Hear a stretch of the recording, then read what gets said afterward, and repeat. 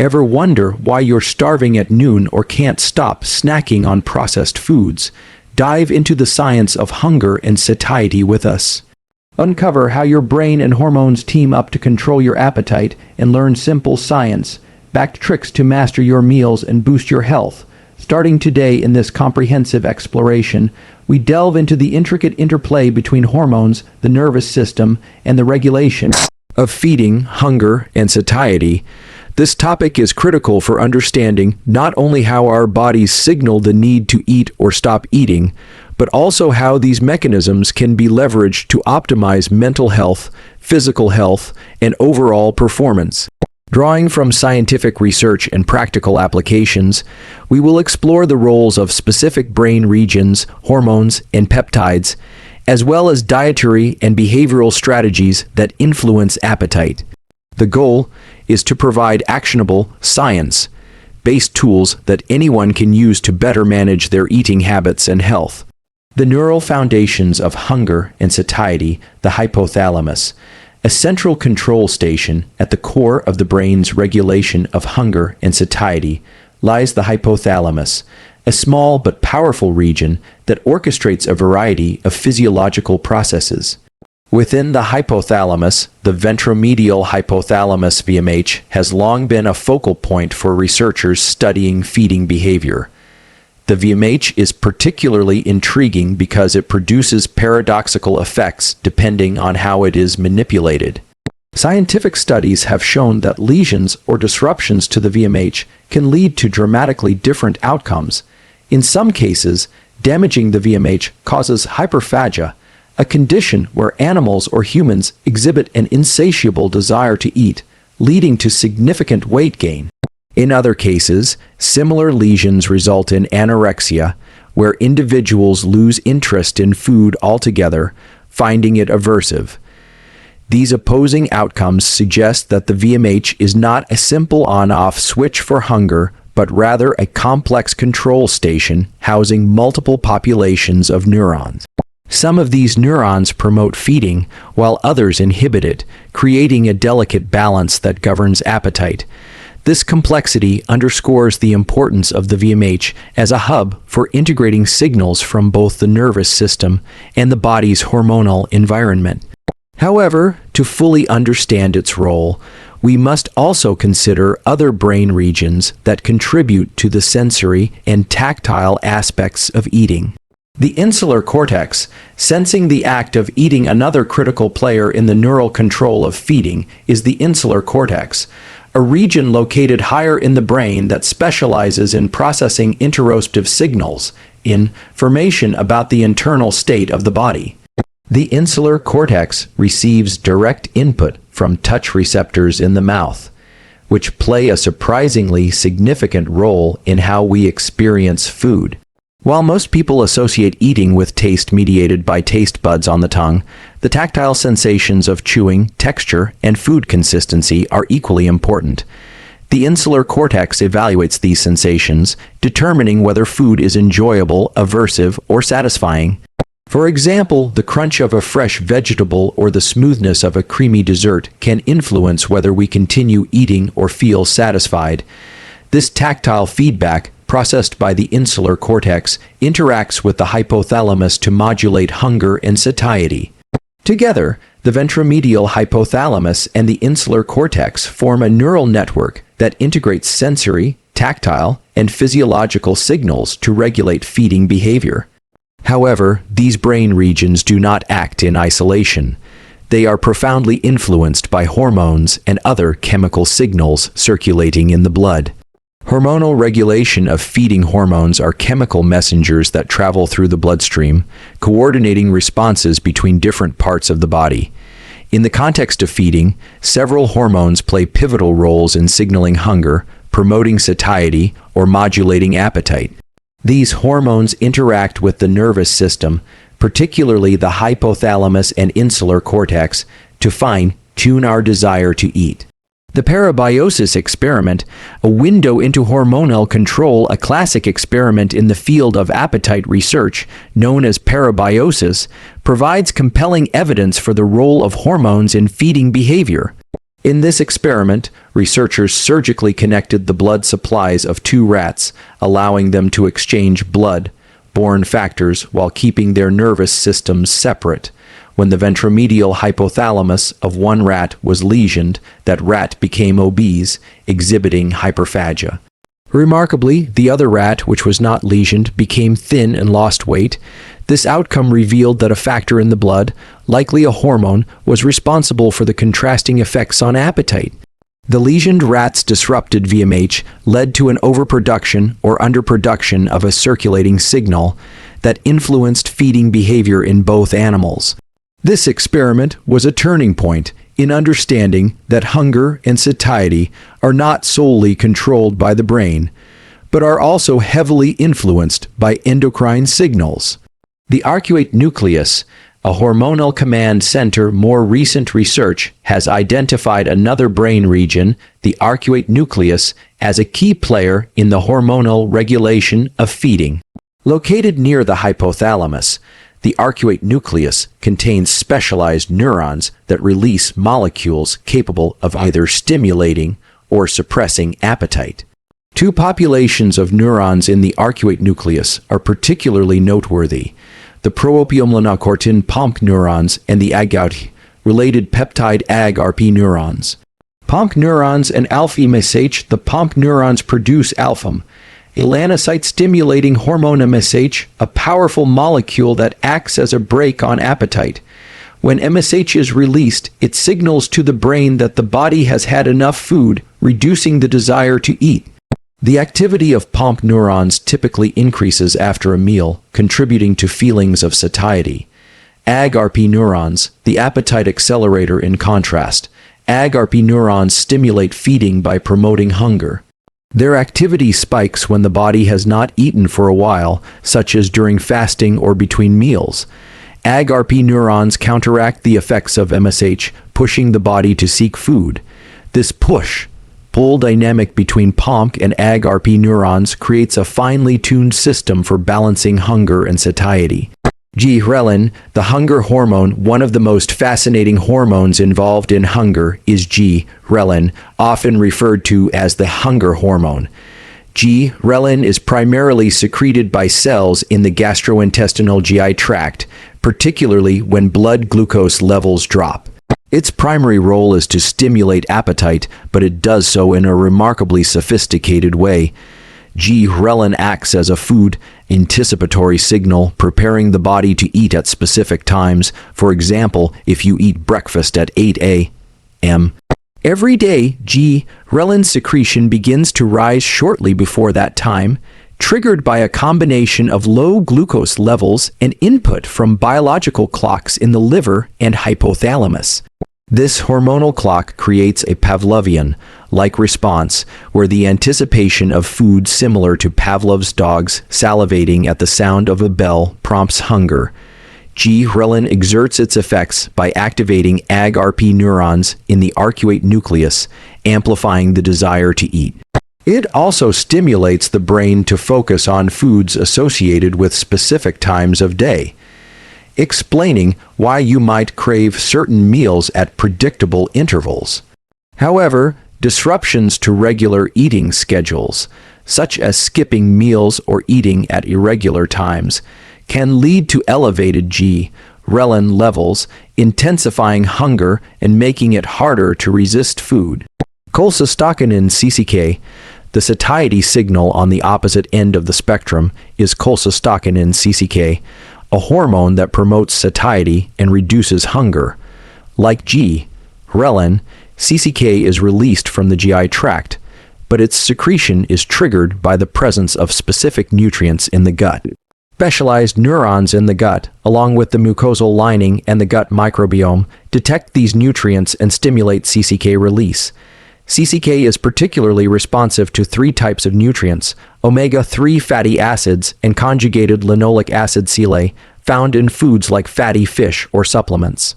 Amino acids, the building blocks of proteins which are broken down during digestion. Sugars, which are derived from carbohydrates. When these nutrients are present in the gut, CCK is released, signaling to the brain that the body has received adequate nutrition. This signal blunts appetite, preventing overeating.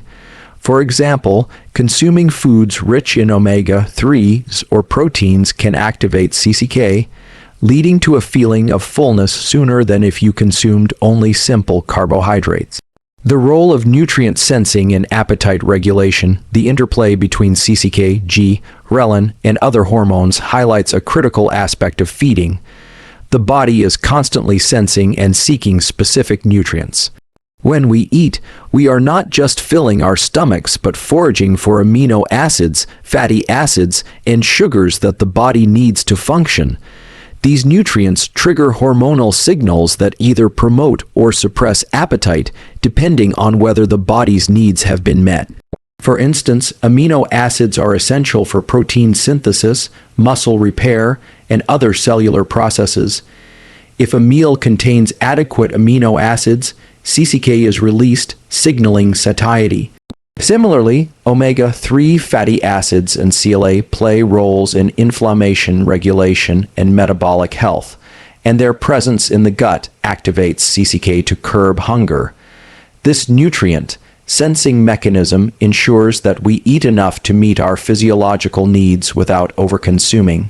The dark side of highly processed foods, while the body's nutrient sensing system is highly effective, it can be disrupted by modern dietary habits, particularly the consumption of highly processed foods. These foods, which dominate many diets today, contain additives like emulsifiers that interfere with the gut's ability to signal satiety. Emulsifiers and gut damage. Emulsifiers are chemicals added to processed foods to extend shelf life and improve texture by blending water and fat molecules. Common in products like packaged snacks, desserts, and fast foods, emulsifiers are also found in household products like detergents, where they help remove stains by breaking down fats. In the gut, however, emulsifiers have a detrimental effect. They strip away the mucosal lining, a protective layer that houses neurons responsible for detecting nutrients and triggering CCK release. This damage causes these neurons to retract, impairing their ability to sense amino acids, fatty acids, and sugars. As a result, the gut fails to deploy satiety signals like CCK, leading to overeating. Moreover, highly processed foods often contain high levels of sugar, which activates dopamine, releasing neurons in the gut. These neurons send signals via the vagus nerve to the brain, creating a craving for more sugary foods. This combination of disrupted satiety signals and heightened cravings makes processed foods particularly problematic, contributing to weight gain and metabolic disorders. The broader impact of processed foods. The negative effects of highly processed foods extend beyond appetite regulation. Over the past 50 years, the widespread consumption of these foods has been linked to a global rise in obesity, type 2 diabetes, and juvenile diabetes. Dr. Robert Lustig, a renowned expert on nutrition, has documented how the food industry's shift toward processed foods, packed with sugars, salts, and emulsifiers, has driven these health crises.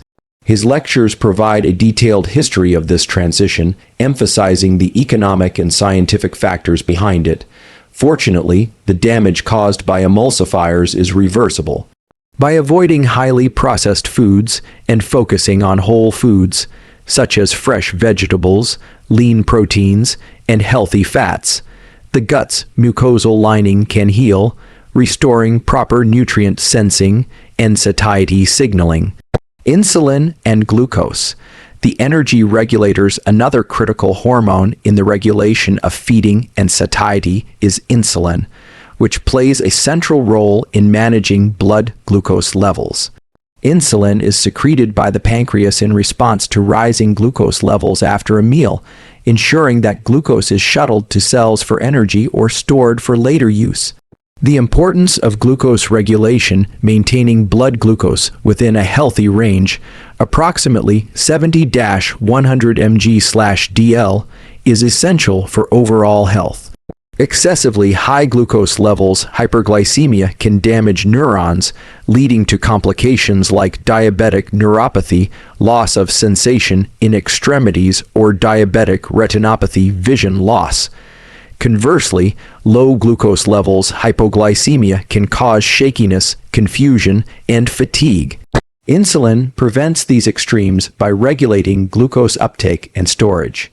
In type 1 diabetes, the pancreas produces little to no insulin, requiring external insulin injections to manage glucose.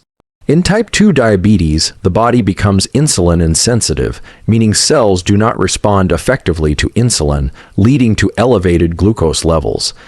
Type 2 diabetes is often associated with obesity and can be managed through weight loss, diet, and exercise.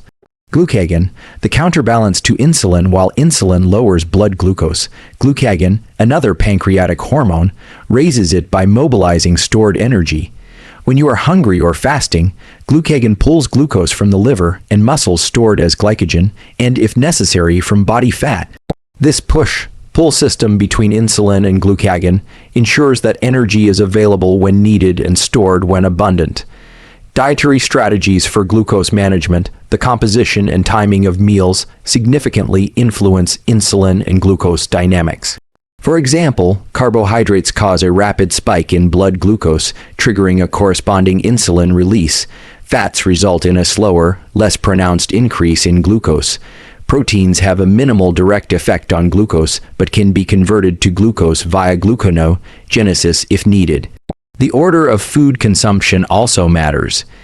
Eating fibrous, low-glycemic foods like vegetables before carbohydrates like rice or bread blunts the glucose spike, promoting a more gradual rise in blood sugar. This strategy can enhance satiety and prevent overeating.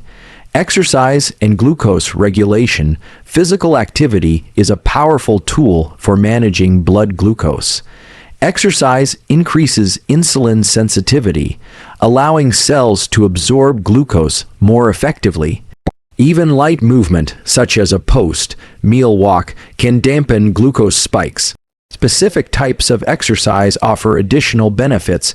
Zone 2 cardio moderate intensity exercise like brisk walking or cycling, where you can still hold a conversation, stabilizes blood glucose over time, reducing fluctuations. High-intensity interval training HIIT and resistance training promote glycogen storage in muscles, enhancing glucose uptake and increasing basal metabolic rate. Pharmacological and dietary interventions. Metformin, a glucose-lowering drug for individuals with diabetes or insulin resistance. Metformin is a commonly prescribed drug that reduces blood glucose by acting on the liver's AMP pathway. It enhances insulin sensitivity and is highly effective, though its use in non-diabetic individuals is controversial and should be approached with caution. Ketogenic diet. The ketogenic diet, which emphasizes high fat, moderate protein, and very low carbohydrate intake, has been shown in numerous studies to lower blood glucose levels. By minimizing carbohydrate consumption, the diet reduces insulin spikes and promotes the use of ketones, fat-derived molecules, for energy. However, long-term adherence to the ketogenic diet can alter thyroid hormone levels, potentially affecting carbohydrate metabolism upon reintroduction of carbs. This topic warrants further exploration, but the ketogenic diet remains a viable option for glucose management. Yerba mate and GLP-1. An intriguing dietary tool for appetite regulation is yerba mate, a caffeinated tea that stimulates the release of glucagon. Like peptide-1 GLP-1, GLP-1 is a hormone that suppresses appetite and helps maintain stable blood glucose levels. Yerba mate also contains electrolytes sodium, potassium, magnesium, which support neuronal function and counteract the diuretic effects of caffeine. Consuming yerba mate in the morning can extend the fasting window, delay hunger, and promote mental alertness. Historical perspectives on glucose regulation. The understanding of glucose regulation and its link to diabetes dates back to ancient times. As early as 1500 BC, physicians observed that the urine of certain individuals attracted ants, indicating high sugar content, a hallmark of diabetes. By 1674, physicians at Oxford University were tasting patients' urine to diagnose diabetes, relying on its sweetness to identify elevated glucose levels. These rudimentary methods highlight the progress made in modern medicine, where blood and urine tests provide precise measurements without such invasive or subjective techniques. Practical tools for managing hunger and satiety based on the science discussed. Here are actionable strategies to optimize feeding, hunger, and satiety. Prioritize whole foods. Choose minimally processed foods rich in omega-3s, amino acids, and fiber to support CCK release and gut health. Avoid emulsifiers. Limit highly processed foods to preserve the gut's mucosal lining and ensure proper satiety signaling. Eat fibrous foods first. Start meals with vegetables or other high-fiber foods to blunt glucose spikes and enhance satiety. Incorporate movement. Engage in post-meal walks or regular exercise. Zone 2 cardio, HIIT, or resistance training to stabilize blood glucose. Maintain regular meal timing. Consistent eating schedules align ghrelin secretion with meal times, reducing erratic hunger. Consider Yerba Mate. Use Yerba Mate to boost GLP-1, extend fasting windows, and support electrolyte balance. Monitor glucose responses. Pay attention to how different foods affect your energy and hunger, and adjust your diet accordingly.